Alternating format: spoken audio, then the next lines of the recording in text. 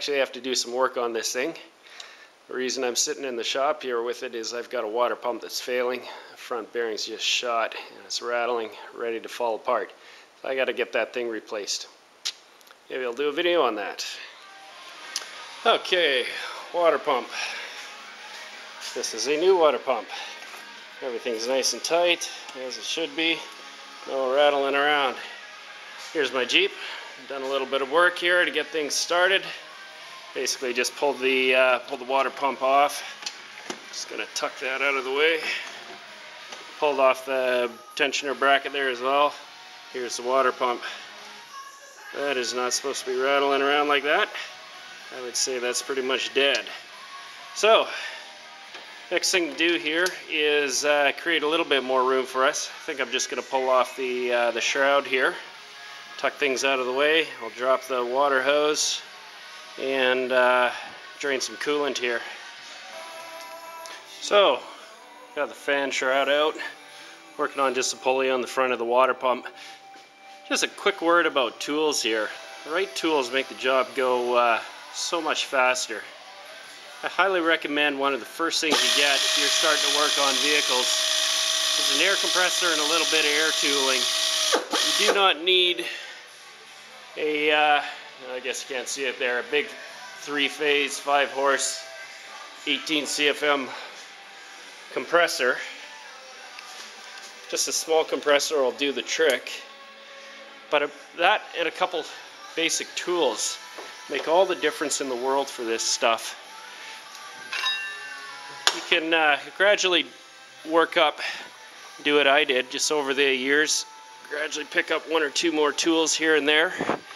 And before you know it, sooner or later, here you got yourself a decent assortment of tools. It makes the job go a whole lot easier. Could have showed you taking the water pump off. It's got kind of some longer bolts and an air ratchet like this. Or even an electric drill with a bit attachment. It makes a huge difference just for zipping those things out of there. Anyway, I got to put this thing down and get back to work.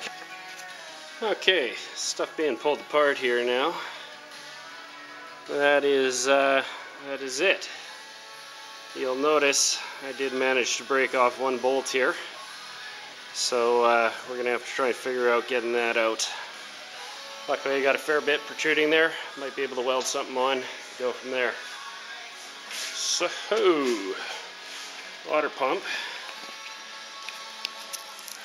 See if I can set this tripod up here. There we go. So this is it. This should not be wiggling around like that. It should be like this one. Nice and solid. So, obviously that's eating away at that a fair bit. Hopefully there's not too much crap inside. But let's start disassembling this here. Got this pipe to take off and that stud to deal with. Wonder if I'm going to get this thing back together tonight. We'll see.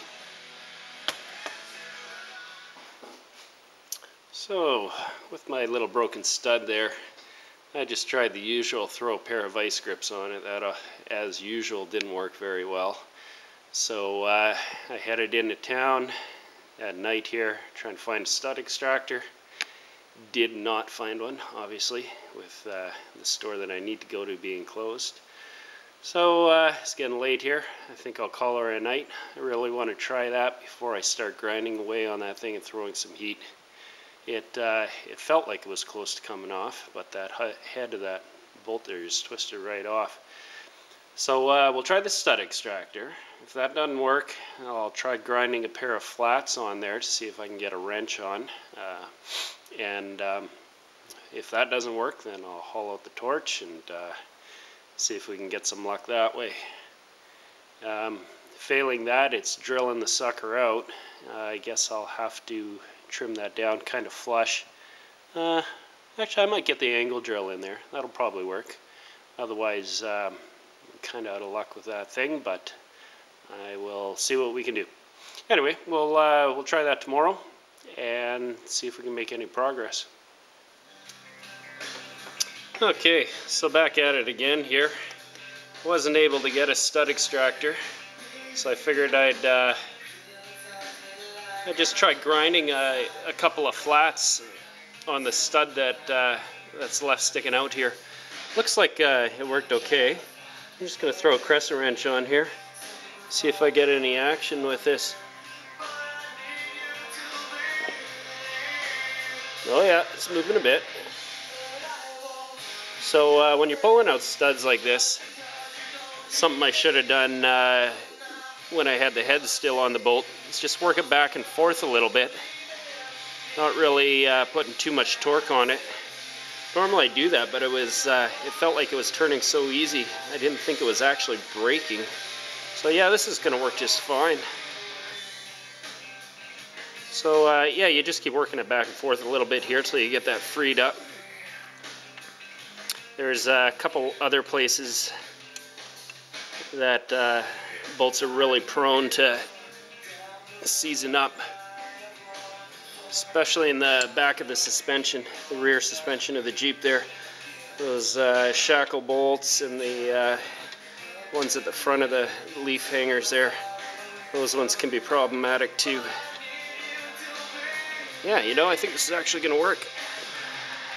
Not bad. Anyway, I'll get this done off camera here. Save what's left of my batteries. Yeah, so that's it there. Just carved myself a couple little flats on there and turned it out with a crescent wrench. Worked pretty good. I was lucky though. I wasn't in there that bad. Wasn't in there that tight. Came out not too badly. Anyway, got myself a new bolt here. That should take care of things. Okay, here's the deal. So this is my water pump here. I started taking a closer look at it, and it's cast aluminum, right?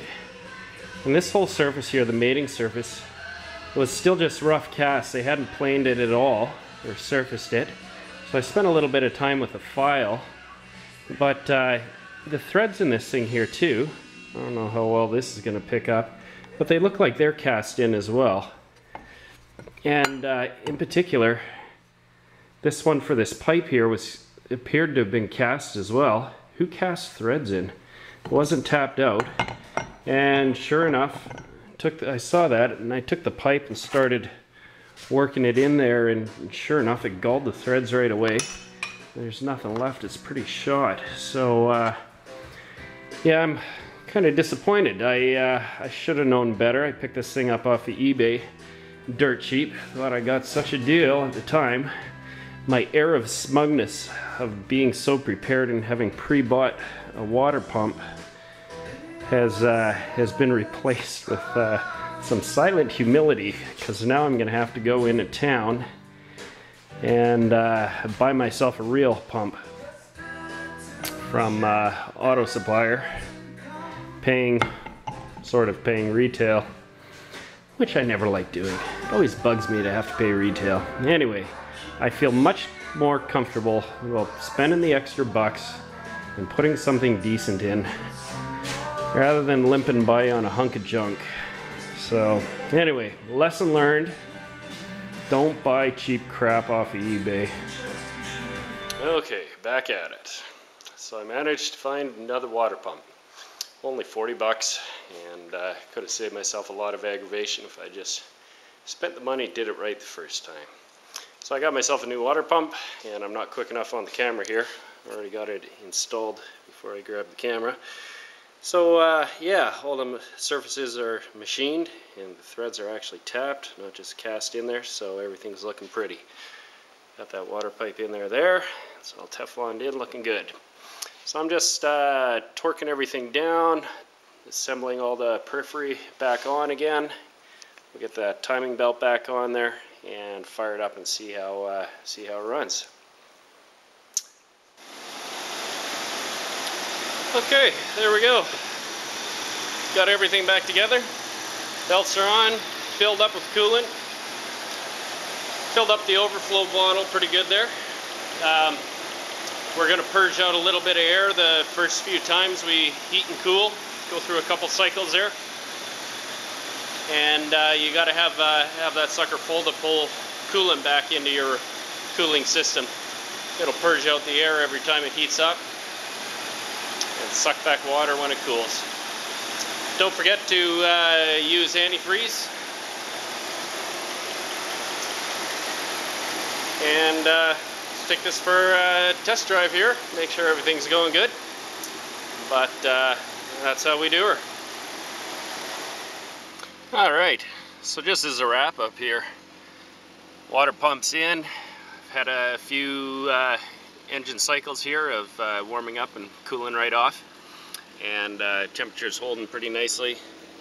I don't know if we can read that, but temperatures have stabilized. Spiked a few times and then cooled right out as it purged out the air. And it seems to have accomplished its job now and everything's working well.